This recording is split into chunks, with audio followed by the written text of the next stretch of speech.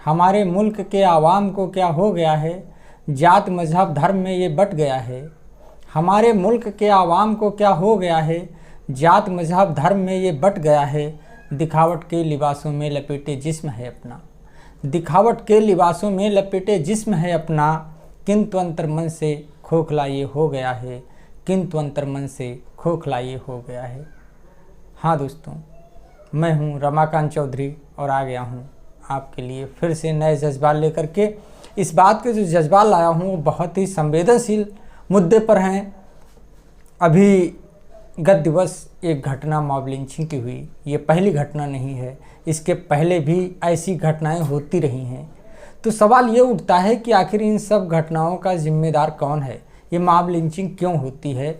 मैंने इसी विषय के ऊपर अपने जज्बात पेश करने की, प्रस्तुत करने की कोशिश की है। आइए सुने क्या हैं मेरे जज्बात।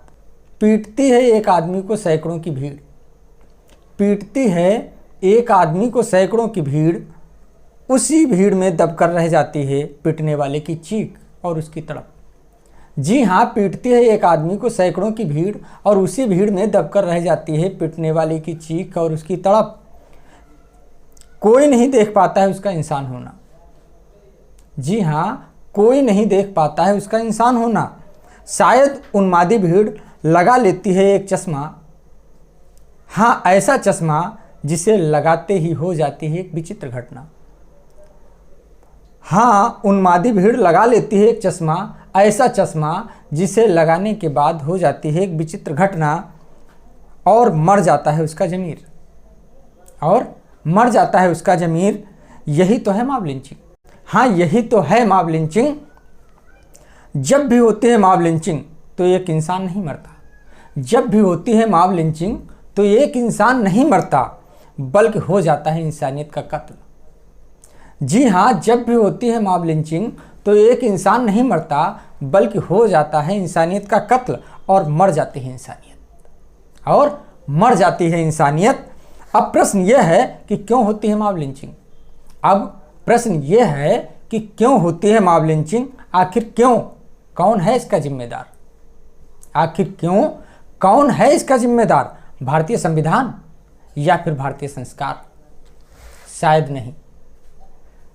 हम नहीं उठा सकते इन दोनों पर उंगलियां, शायद नहीं, हम नहीं उठा सकते इन दोनों पर उंगलियां, क्योंकि ना ही ऐसा सिखाता है हमारा संविधान और ना ही ऐसे हैं हमारे संस्कार। हम नहीं उठा सकते इन दोनों पर उंगलियां क्योंकि ना ही ऐसा सिखाता है हमारा संविधान और ना ही ऐसे हैं हमारे संस्कार। तो फिर कौन है इसका जिम्मेदार? कहीं ऐसा तो नहीं कि हम जाति धर्म मजहब के चक्कर में, कहीं ऐसा तो नहीं कि हम जाति धर्म मजहब के चक्कर में भूल गए हैं, हम भूल गए हैं खुद का इंसान होना। हाँ, हम भूल गए हैं शायद खुद का इंसान होना, और इसी भूलवश, हाँ इसी भूलवश हम अपनी पीढ़ी को जाति धर्म और मजहब, हाँ इसी भूलवश हम अपनी पीढ़ी को जाति धर्म मजहब में डूबी नफरत की घुट्टी पिलाकर कहीं भटका तो नहीं रहे हैं गलत शिक्षा देकर। अगर हमें रोकनी है मॉब लिंचिंग, जी हाँ अगर हमें रोकनी है मॉब लिंचिंग तो जिंदा रखनी होगी इंसानियत। जी हाँ, अगर हमें रोकनी है मॉब लिंचिंग तो जिंदा रखनी होगी इंसानियत, जिंदा रखना होगा अपना ज़मीर और जिंदा रखनी होगी अपनी संवेदनाएं। तभी तो हम बचा पाएंगे अपना भारतीय संविधान और अपने भारतीय संस्कार और रोक पाएंगे मॉब लिंचिंग। जी हाँ, तब हम रोक पाएंगे मॉब लिंचिंग। बहुत बहुत धन्यवाद।